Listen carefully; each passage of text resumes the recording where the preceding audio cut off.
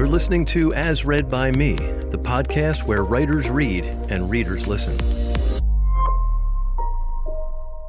Greetings and welcome to As Read by Me, episode 107. I'm your trusty host, Dave Stiles, and I'm excited to bring you two new voices this week, as well as a returning fan favorite. First up, Joyce Hadley shares a terrifying tale that hits very close to home for Pennsylvanians in The Tornado Story. Then, Peter Waitze shares his insights on the nature of celestial beings in Angels.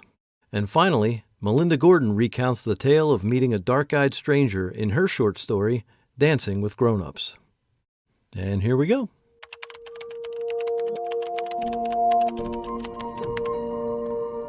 Hi, this is Joyce Hadley, and this is The Tornado Story, as read by me. I enjoy watching The Wizard of Oz every year, and I marvel at how a fictionalized tornado led Dorothy to the land of munchkins, flying monkeys, and a melting witch. It always reminds me that it's a good thing tornadoes don't happen around here. Famous last words. It was Thursday, July 29th. Started out as a typical morning for me. A light breakfast, quick check of the news, watch my dog scamper after squirrels, shower, get dressed, and I was ready to embrace a new day. It was one of those sunny, humid mornings, typical for July, with rain forecast in the late afternoon. I was a bit concerned when the tree service man arrived at 9:30 to spray the trunk of my maple tree to rid it of those spotted lanternflies. "Do you think it's okay to spray today?" I asked. "Rain is in the forecast for the afternoon." "No worry," he replied. "This will dry in 1 hour." I wasn't terribly convinced, but I told him to proceed and hoped for the best. Around 12:30, I got into my car and went off to do a few errands, because the weather forecast had changed considerably. They were now forecasting heavy rain with possible flooding to begin during the evening commute.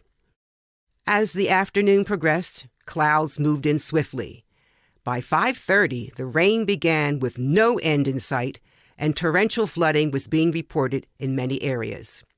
Meteorologists on every local TV channel preempted the news and were giving minute-by-minute updates of lightning strikes, flooding, and oh my goodness, tornado sightings.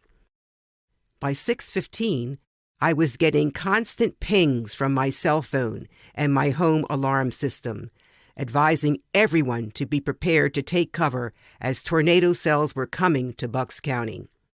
Too much hysteria for me. Surely no tornadoes are coming here.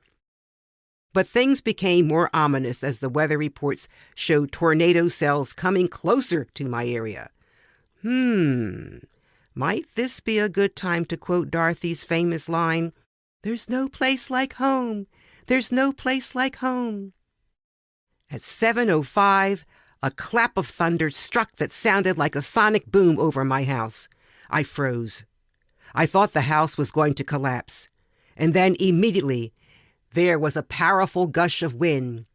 I looked out my front window and noticed parts of my neighbor's fence was up in the air, along with spiraling pieces of wood from the children's treehouse.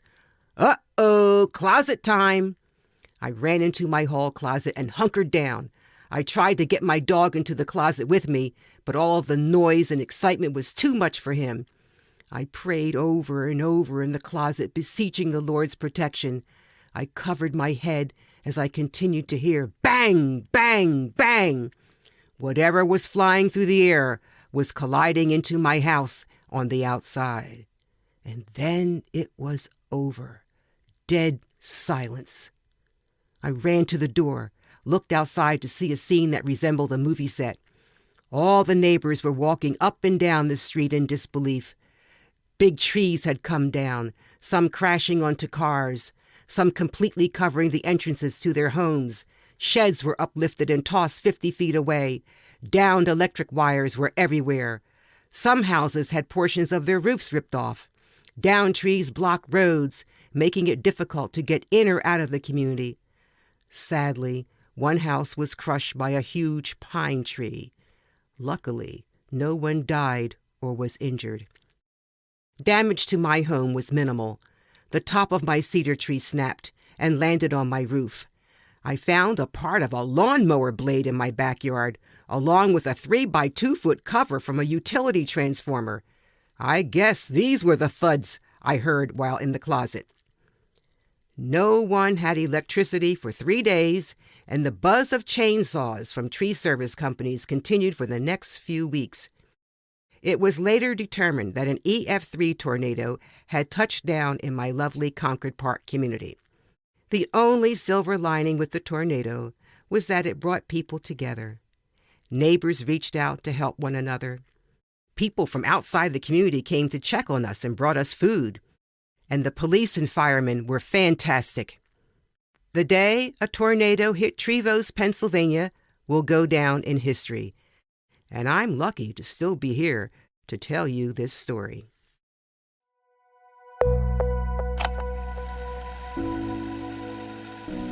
Hello, I'm Peter Waitze, and this is a story entitled Angels, as read by me. What follows was written somewhere around 10 or 15 years ago. It was submitted as a guest opinion in my local newspaper, the Bucks County Courier-Times, and it was in response to an article they published against a then recently enacted law that allowed same-sex marriage in Massachusetts. The editor refused to print this letter. He said if he did, they'd come after me and kill me. That's a quote. That's really what he said. I assured him they, whoever they were, would come after me, not him. But he wasn't convinced, so he never published it. It has always been one of my favorites, and it's about angels, and here's how it goes. The population of the world is growing, and the trend is that it will continue to grow. Many people believe we are born with a guardian angel. So that means that the supply of guardian angels has to be increasing at the same rate as the world population. And that brings up the question, where are all these angels coming from? Does God have a factory? Does he have a factory in heaven? Or are they creating themselves in the same way that we humans create one another? Some years ago, my wife volunteered us to assist at a fundraising event. After our shift was over, the organization provided us with stale refreshments as compensation for our efforts. As we were sitting around a table chatting, one of the other volunteers stood up and proclaimed, "I know everything there is to know about angels. If you want to know anything about them, ask me." I accepted his offer and I asked him, "What do they have for breakfast?" I've never heard of a sick angel, and they seem to have long lives, so I figured, hey, if we mortals could eat the same thing as the angels, perhaps we could enjoy better health and increase our life expectancy too. He apparently didn't think my question was reasonable, and he didn't answer me. Instead, he got red in the face, glared at me, and then he quickly stomped out of the room. I never got a chance to ask him my follow-up question, which was, where do all the angels come from? Their existence and their large numbers have puzzled me until now. Here is my answer to my own follow-up question. I don't think God has a factory, because if God were creating them, there'd be some uniformity of competence, and it is obvious that the competence of the guardian angels is erratic. Some people have charmed lives. Other people live in misery. So the guardian angels aren't being created with cookie-cutter abilities. That suggests they have to be creating themselves the same way we do it. They do it with the same mixed results.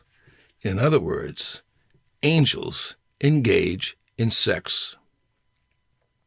There's a strong belief in Satan, but I've never heard of a Mrs. Satan. When Abraham in the biblical story entertained guests in his tent, the guests, said to be angels, were men. Gabriel and Michael are the only angels with a name, and they are males. Actually, the only angels I've ever heard about are males, and if all the angels are males, then angelic procreation is a strictly male enterprise. The conclusion is therefore obvious. Since there were angels before there were people, except for the heterosexuals that get there, heaven was initially and still is overwhelmingly populated by gays. If gays in heaven are having sex, and if the only sex God allows is between married couples, then God has given his blessings to, and he himself is performing same-sex marriages. Since religious people want to duplicate here on earth what takes place in heaven, then same-sex marriage should be allowed for the gays here in the United States, too. It thus turns out that Massachusetts, when it recognized same-sex marriage, was simply carrying out God's plan. New Jersey and Vermont allow same-sex unions, and they are on the right path, but obviously they aren't exactly right with God. Because we like to think of ourselves as a godly people, the religious folks who have opposed same-sex marriage should recognize that when they say gays are immoral, they are making a terrible, terrible mistake. They should stop their discrimination. They should stop their discriminatory utterances and stop their practices and stop calling for a constitutional amendment banning gay marriage. Instead, they should be insisting that gays be encouraged to marry, and the errant clerics who opposed it should now be proud to be godlike in performing the gay marriages in their houses of worship. Amen.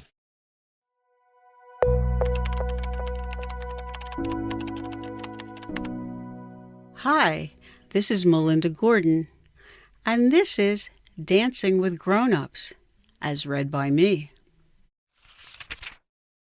On a Friday afternoon, in the early days of spring, anybody driving or walking down the street that runs between Bensalem's two middle schools could probably have felt the electricity in the air and may have wondered for a moment if a storm was brewing. There was a sparking, jumping, invisible web that connected the two buildings, usually fueled by athletic competition, school spirit, or the anticipation of a holiday. This particular Friday, though, it wasn't the kids who were generating the power surge, but the faculty. I was the newest member of the Neil A. Armstrong Middle School staff, and I had no idea how to behave among these people who I considered grown-ups, let alone what to do when one of them showed up at my classroom door with what sounded like a command rather than an invitation. "The Colonial, 3:30, he said.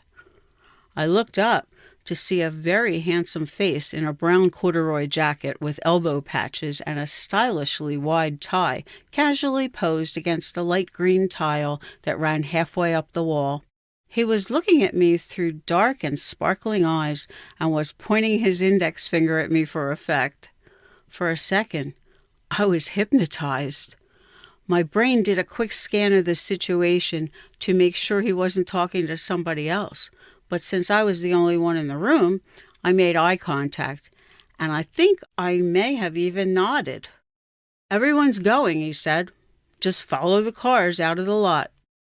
And then he was gone. Those who were lucky enough to have a last period prep were already in their cars in the parking lot, hoping to beat the massive yellow caravan that would hit the road at 3:05, carrying some 1,200 6th, 7th, and 8th graders to their homes. Others, like me, waited until the buses had gone and then made their way out into the sunshine and promise of the weekend. Driving the 3 miles up the road, I questioned my sanity. I don't go to bars. I don't drink. I don't have anything to talk about, and I really don't know what to expect. Before I could say turn around, though, my Camaro had somehow parked itself, and I was entering a new world. The door was squeaky and old. Opening it brought bright light into the room and let swirls of smoke out. The bouquet of beer, cigarettes, and old lacquered wood carried me inside, where I made my way to a seat at the far end of the room. An elderly lady tending bar brought a napkin and the requested ginger ale, welcoming me with a smile and assuring me that she would be right there should I need anything, including a bowl of her homemade soup. Her name was Wanda. I loved her immediately. There was happy chatter everywhere. Bragging rights over darts games and calls of next for the pool table could be heard over the jukebox and the clashing of shuffleboard discs on the highly polished table. More and more people poured into the little place, and there was room for all. Spare change on the bar was scooped up to fuel the music, and packs of cigarettes were communal. Afternoon turned to evening, and the crowd thinned. I had nowhere to be, so I stayed, watching, and maybe learning a bit. People that I knew only as Mr. or Miss from school included me in conversations and general silliness. I loved being part of this secret world of my faculty. A new scent entered my space suddenly. It was intoxicating. I looked up to find the same dark eyes that had earlier hypnotized me now smiling directly at me. He held a fistful of change and asked me to pick out some music. A simple but mighty gesture and an omen of things to come. We chose the music together, and the magical scent of the mysterious aftershave stayed with me. I was as dizzy as a 14-year-old. The following Friday afternoon, I raced home from school and changed into casual clothes, took care of my dogs, Casey and Dewey, and headed for the Colonial. This time, I tried my hands at darts and a game of pool. Everybody was friendly, and for the first time in an awfully long time, I was having fun. A group decided to go to another place where there was live music and dancing. It was the disco age, and I was not a fan, but once again came under some sort of spell and ended up in a strip shopping center at a little place that was screaming rock and roll music out into the street. Yay! No disco! Ushered in by my post-teenage crush with those dark eyes, it took me a while to adjust to the dark. This was a dinky, seedy little place. What the heck was I doing there? My question was answered quickly when standing became dancing and the room jumped up and down. It took us a minute to find our rhythm, me with my glam rock bop to every beat and he with his rhythm and blues swagger, but we were both smiling and laughing as we found our middle just as the song was coming to an end. We danced all night and every week afterward. Without effort, we had blended together and bonded over our mutual love of music, dancing, and soon, each other. Through the years, we've navigated every imaginable type of dancing, even country line, and have had an enormous amount of fun. Our kitchen dance parties eventually grew to include our daughter, Manon, and an occasional pup or two who just happened to be in the room. The music and the dance continue.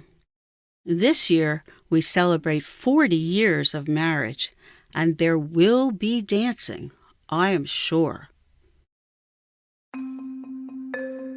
Thanks for joining us. If you're listening on a podcast app, please hit the subscribe button to be notified when we release future episodes. For more information about the podcast and the authors, visit asreadbyme.com. You can also find us on Twitter, and you can stream video versions of the show on YouTube and Rumble. If you're enjoying the show and would like to help us keep it ad-free, please consider supporting us by visiting asreadbyme.com and clicking the donate button. If you're a writer and would like to read something on an upcoming episode, send an email to writers@asreadbyme.com.